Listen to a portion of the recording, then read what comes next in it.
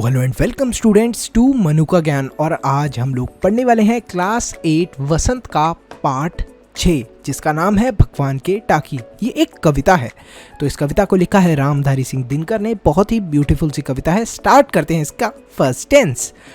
पक्षी और बादल ये भगवान के टाकिए हैं जो एक महादेश से दूसरे महादेश को जाते हैं।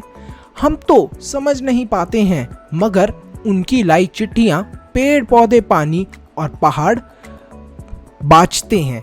तो यहाँ पर पोएट क्या कहना चाहते हैं, जो पक्षी और जो बादल हैं ये भगवान के डाकी हैं। ये भगवान का जो मैसेज है ये एक देश से दूसरे देश तक लेकर जाते हैं। और जो इनका मैसेज होता है या फिर जो इनका लेटर होता है वो कौन पढ़ पाता है? वो पढ़ पाते हैं पेड़ पौधे पानी पहाड़। ये सब चीज़ें इस मैसेज को पढ़ पाती हैं या रीड कर पाती हैं। हम जो इंसान हैं हम इन मैसेज को नहीं पढ़ सकते, हम इन मैसेज को नहीं समझ सकते। तो आई होप आपको फर्स्ट टेंस समझ में आया हो। नेक्स्ट टेंस देख लेते हैं।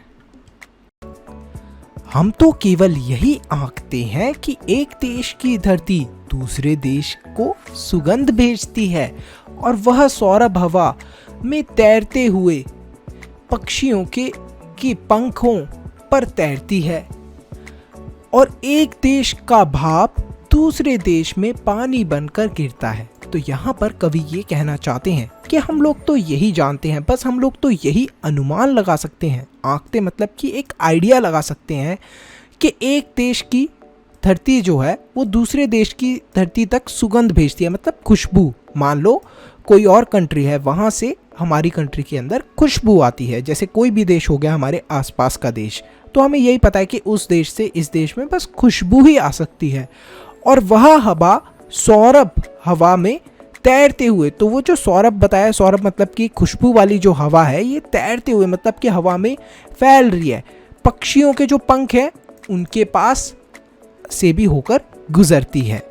और यहाँ पर एक और चीज़ बताई है पोएट ने, वो ये बताई है कवि ने कि एक देश की जो भाप होती है, जैसे एक देश के अंदर क्या हुआ, भाप बनी, गर्मी की वजह से क्या हुआ, वाटर हीट हुआ, पानी गर्म हुआ और पानी गर्म होके क्या बन जाएंगे, वेपर्स बन जाएंगे।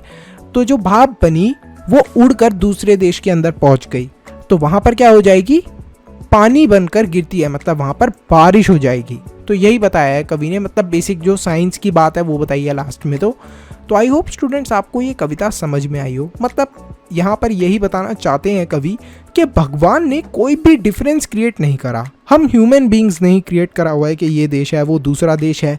भगवान के लिए तो सारे देश ही सेम है। हम लोग यहाँ पर अनुमान ही लगाते रहते हैं कि अच्छा ये खुशबू उस देश से आ रही है, ये खुशबू उस देश से आ रही है, ये उस जगह से आ रही है।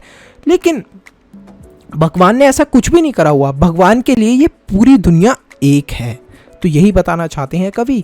और यहीं पर हमारी जो ये प्यारी सी कविता है ये ख़त्म होती है। स्टूडेंट्स इसी के साथ वीडियो को लाइक करें, चैनल को सब्सक्राइब करें।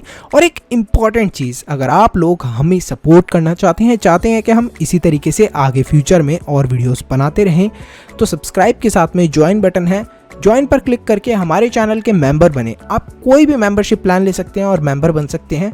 मेंबर बनने से आप हमें सपोर्ट करेंगे आगे और भी वीडियोस बनाने के लिए। जो बच्चे मेंबरशिप प्लान नहीं खरीद सकते वो सिंपली वीडियोस को शेयर करें अपने दोस्तों के साथ, जिससे कि हम लोग आगे और भी वीडियोस बनाते रहें। So thanks for watching, see you in the next video. Manu से ज्ञान लेते रहो। लाइक सब्सक्राइब शेयर करना मत भूलना।